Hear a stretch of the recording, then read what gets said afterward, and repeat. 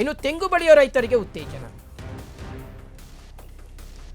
ಇನ್ನು ಶ್ರೀಗಂಧ, ತೆಂಗು, ವಾಲ್ನಟ್ ಬೆಳೆಗೆ ಉತ್ತೇಜನ.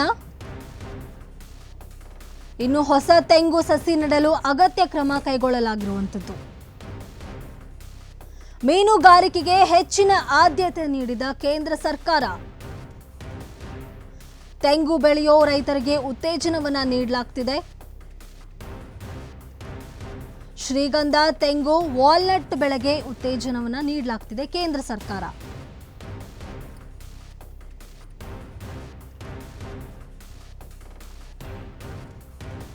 ಮೀನುಗಾರಿಕೆಗೆ ಹೆಚ್ಚಿನ ಆದ್ಯತೆ ನೀಡಿದೆ ಕೇಂದ್ರ ಸರ್ಕಾರ.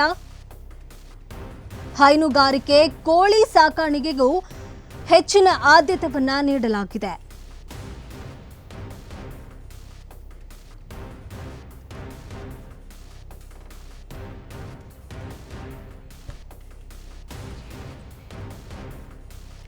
ಹೊಸ ತೆಂಗು ಸಸಿ ನೆಡಲು ಅಗತ್ಯ ಕ್ರಮವನ್ನು ಕೈಗೊಳ್ಳಲಾಗ್ತಿದೆ. ಮೀನುಗಾರಿಕೆಗೆ ಹೆಚ್ಚಿನ ಆದ್ಯತೆಯನ್ನ ನೀಡಿದೆ ಕೇಂದ್ರ ಸರ್ಕಾರ.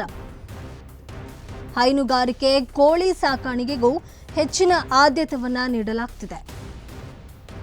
ತೆಂಗಿನಕಾಯಿ ಸಂಸ್ಕರಣೆ, ರಫ್ತಿಗೆ ಹೆಚ್ಚಿನ ಅವಕಾಶವನ್ನ ನೀಡಲಾಗ್ತಿದೆ.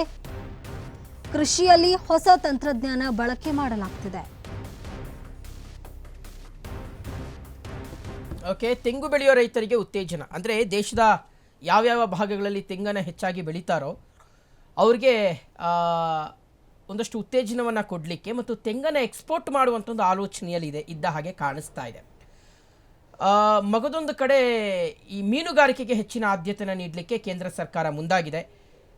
ಈಗೇನು ಕರಾವಳಿ ಭಾಗದಕ್ಕೆ ಇದರಿಂದ ಅಂದರೆ ಅದು ಬರೀ ನಮ್ಮ ವೆಸ್ಟರ್ನ್ ಸೈಡ್ ಇರ್ತಕ್ಕಂಥ ಕರಾವಳಿ ಮಾತ್ರ, even we have to see eastern ಕಡೆಯೂ ಸಹ, ಅದು ನಮ್ಮ ಆಂಧ್ರ ಆಗಿರಬಹುದು, ತಮಿಳುನಾಡು ಆಗಿರಬಹುದು, ಒರಿಸ್ಸಾ ಆಗಿರ್ಬೋದು, ಪಶ್ಚಿಮ ಬಂಗಾಳ ಆಗಿರಬಹುದು. ಸೊ ಈ ಭಾಗಗಳಲ್ಲೂ ಸಹ ಮೀನುಗಾರಿಕೆಗೆ ಉತ್ತೇಜನ ಕೊಡಬಹುದಾದಂಥ ಸಾಧ್ಯತೆ ಮತ್ತು ಕೃಷಿಯಲ್ಲಿ ಹೊಸ ತಂತ್ರಜ್ಞಾನಗಳನ್ನು ಬಳಕೆ ಮಾಡ್ತಾರೆ. ತೆಂಗು ಒಂದಾದರೆ ಮಗದೊಂದು ಕಡೆ ನಾವು ನಮ್ಮ ರಾಜ್ಯದವರು ಅಡಿಕೆ ಮತ್ತು ಕಬ್ಬಿಗೆ ಜಾಸ್ತಿ ಏನೋ ಒಂದಷ್ಟು ವಿಚಾರಗಳು ಅಂದರೆ ಕಬ್ಬು ಮತ್ತು ಅಡಿಕೆಗೆ ಸಂಬಂಧಪಟ್ಟಂತಹ ಒಂದಷ್ಟು ರಿಫಾರ್ಮ್ಸನ್ನೇ ಇಂಟ್ರೊಡ್ಯೂಸ್ ಮಾಡ್ಬೋದು ಅಂತ ನಾವು ಅಂದ್ಕೊಂಡಿದ್ವಿ. ಯಾಕೆಂದರೆ ನೋಡಿ, ಮೊನ್ನೆಯಷ್ಟೇ ನಮ್ಮ ಕಬ್ಬು ಬೆಳೆಗಾರರು ಯಾವ ರೀತಿಗೆ ಹೋರಾಟ ಮಾಡಿದ್ದಾರೆ ಬೆಂಬಲ ಬೆಲೆಗೆ ಆಗ್ರಹಿಸಿ ಅನ್ನೋದನ್ನು ನಾವು ನೋಡಿದ್ದೀವಿ. ಸೊ ಹಾಗಾಗಿ ಅದು ಒಂದು. ಎರಡನೇದು, ಹೈನುಗಾರಿಕೆ, ಕೋಳಿ ಸಾಕಾಣಿಕೆಗೂ ಹೆಚ್ಚಿನ ಆದ್ಯತೆಯನ್ನು ನೀಡುವಂಥದ್ದು ಅನ್ನೋದು. ಸೊ ಇದೆಲ್ಲವೂ ಅತಿ ಹೆಚ್ಚು ಏನೋ ಬದಲಾವಣೆ ಆಗೋಗ್ಬಿಡುತ್ತೆ, ಜಿ ಡಿ ಪಿಯ ಮೇಲೆ ಹೆಚ್ಚಾಗಿ ಪರಿಣಾಮ ಬೀರುತ್ತೆ ಅಂತ ನಾವು ಹೇಳಲಿಕ್ಕೆ ಸಾಧ್ಯ ಇಲ್ಲ. ಏನು ನೀವು ಹೊಸ ರಿಫಾರ್ಮ್ಸನ್ನು ತರ್ತೀರಾ ಅನ್ನೋದನ್ನು ನಿರ್ಮಲಾ ಸೀತಾರಾಮನ್ ಅವರು ಇನ್ ಡೀಟೇಲ್ ಆಗಿ ಹೇಳಿಲ್ಲ. ಆಮೇಲೆ MSMEಗಳ ಬಗ್ಗೆ ನಾವು ಮಾತಾಡಲೇಬೇಕು ಈ ಸಂದರ್ಭದಲ್ಲಿ.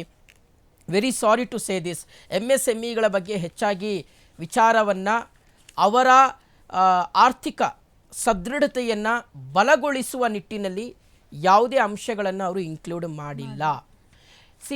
MSMEಗಳು ಅಂದರೆ ಈ ಸಣ್ಣ ಕೈಗಾರಿಕೆ ಆಗಿರ್ಬೋದು, ಗುಡಿ ಕೈಗಾರಿಕೆ ಆಗಿರ್ಬೋದು, ಮಧ್ಯಮ ಕೈಗಾರಿಕೆಗಳಾಗಿರ್ಬೋದು, ಇದೆಲ್ಲವೂ ಸಹ ಒಂದು ಅವು ಸ್ಟ್ರಾಂಗ್ ಆಗಿ ನಿಲ್ಲಬೇಕು. ಎರಡನೇದು, ಅವು ಸ್ಟ್ರಾಂಗ್ ಆಗಿ ನಿಂತರೆ ಉದ್ಯೋಗ ಸೃಷ್ಟಿಯಾಗುತ್ತೆ.